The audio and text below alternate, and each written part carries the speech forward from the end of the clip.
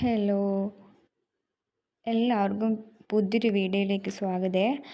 അപ്പോൾ ഞാനിന്ന് ഇവിടെ പുതിയൊരു റെസിപ്പി ആയിട്ട് വന്നിരിക്കുകയാണ്, ബീഫ് റെസിപ്പി.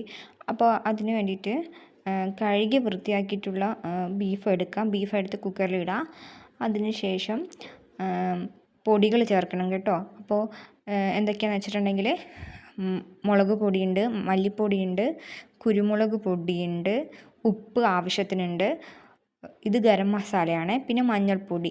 ഈ പൊടികളെല്ലാം ചേർത്തിട്ട് കുക്കറിനകത്ത് ഇടുക കേട്ടോ. അപ്പോൾ അതിന് ശേഷം പിന്നെ ഞാൻ മുറിച്ച് വെച്ചിട്ടുള്ള തക്കാളി, പച്ചമുളക്, ഉരുളക്കിഴങ്ങ്, 3 സവാള എടുത്തിട്ടുണ്ട്, പിന്നെ മല്ലിച്ചപ്പ്, ഇതൊക്കെ ചേർത്തിട്ട് നന്നായിട്ട് ഇങ്ങനെ കൈ കൊണ്ട് ഞെരടി കൊടുക്കണേ. അപ്പോൾ അതിനകത്തേക്ക് ആ മസാല എല്ലാം പിടിക്കത്തുള്ളൂ. അപ്പോൾ അങ്ങനെ ഞെരടി കൊടുത്തിട്ട് ആവശ്യത്തിന് വേണ്ടുന്ന വെള്ളവും നിങ്ങൾക്ക് ഒഴിക്കാം കേട്ടോ. ബീഫ് വേവാനുള്ള വെള്ളം നിങ്ങൾ ഒഴിക്കണം. അപ്പോൾ അതിന് ശേഷം ഇത് 6 വിസിലാണ് ഞാൻ എടുത്തിട്ടുള്ളത്. ഓരോ ബീഫിന് ഓരോ വേവാണല്ലോ, അപ്പോൾ നിങ്ങൾക്ക് ആവശ്യമുള്ള വെള്ളം ഒഴിക്കുക. അപ്പോൾ ബീഫിൻ്റെ വേവ് അനുസരിച്ചിട്ട് അങ്ങനെ അത് കഴിഞ്ഞ് ഞാനത് വെച്ചിട്ടുണ്ടായിരുന്നു, കുക്കർ വേവാൻ വേണ്ടിയിട്ട് വെച്ചിട്ടുണ്ടായിരുന്നു. അതിന് ശേഷം ഇതാ ഞാൻ ഇവിടെ പരിപ്പ് കറിക്ക് വേണ്ടുന്ന കുമ്പളങ്ങ മുറിച്ചുകൊണ്ടിരിക്കുകയാണ്. അത് കഴിഞ്ഞിട്ട് ഒരു ചെറിയ ഉള്ളി എടുക്കുക, അതും ഇങ്ങനെ മുറിച്ചെടുത്തതിന് ശേഷം ഇതിന് താളിക്കാൻ വേണ്ടിയിട്ടാണ് കേട്ടോ, ബീഫിലേക്ക് ഇടാൻ വേണ്ടിയിട്ടാണ് ഈ ഉള്ളി മുറിക്കുന്നത്. അപ്പോൾ ഒരു ചെറിയൊരു പാത്രം എടുത്തിട്ട് നിങ്ങൾക്ക് ഏത് ഓയിലാണോ വേണ്ടുന്നത് അത് ഒഴിക്കാം.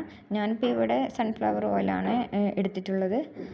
അത് അതിനകത്തേക്ക് ഒഴിച്ചിട്ട് കുറച്ച് ചൂടാകുമ്പോൾ ഈ സവാള ഉണ്ടല്ലോ അത് എടുത്തിട്ട് ഇതിനകത്ത് ഇടുക. അതിനകത്ത് കുറച്ച് മുരിയണം കേട്ടോ. പിന്നെ അധികം കരിഞ്ഞു പോകരുത്, കാരണം അത് പിന്നെ കരിഞ്ഞ് ചോയ്ക്കും. അതുകൊണ്ട് അധികം കരിയാൻ പാടില്ല. ഇതുപോലൊരു ബ്രൗൺ കളറായതിന് ശേഷം വെന്ത ബീഫിനകത്തേക്ക് ഇട്ട് കൊടുക്കുക കേട്ടോ. അപ്പോൾ അടിപൊളി ടേസ്റ്റാണ് ഇത് കഴിക്കാൻ വേണ്ടിയിട്ട്.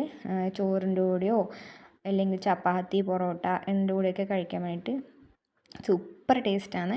എല്ലാവരും ഇത് ഉണ്ടാക്കി നോക്കണേ. അപ്പോൾ ഈ വീഡിയോ ഇഷ്ടമായിട്ടുണ്ടെങ്കിൽ നിങ്ങളെല്ലാവരും ഒന്ന് സബ്സ്ക്രൈബ് ചെയ്യണം, ഷെയർ ചെയ്യണം, കമൻറ്റ് ചെയ്യണം, ലൈക്ക് അടിക്കണം. Okay, by.